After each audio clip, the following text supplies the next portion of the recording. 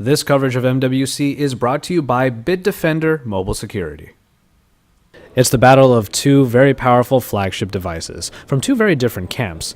Hey, it's Josh Vergara from Android Authority. What's going on, everybody? And here we have a quick look at the Samsung Galaxy S5 versus the Apple iPhone 5S.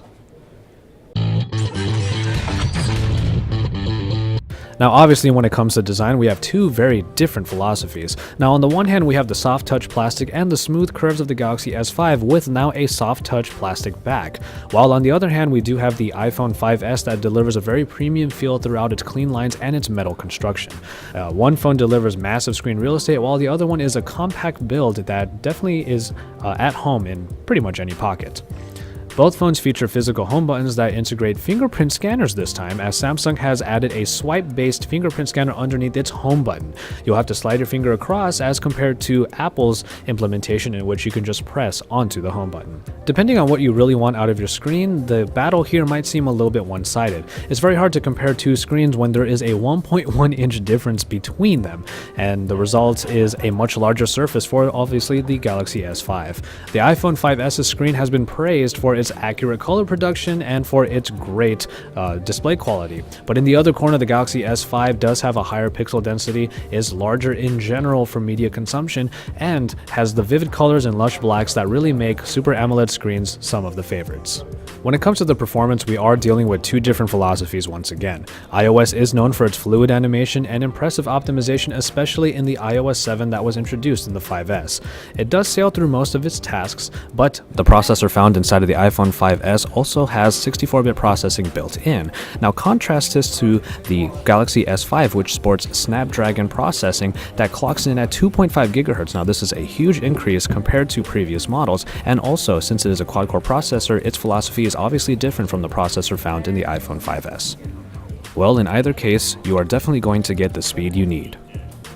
Now, when it comes to the hardware, Samsung really trying to put everything into their new Galaxy device definitely gives it the lead by a bit of a margin, because it just has a much bigger number of features compared to the iPhone 5S. It has everything from NFC to a micro SD card slot and a removable battery, but also one feature that was very interestingly included onto the S5 was a heart rate monitor on the back, in which you can check your heart rate by laying your finger on top of the area.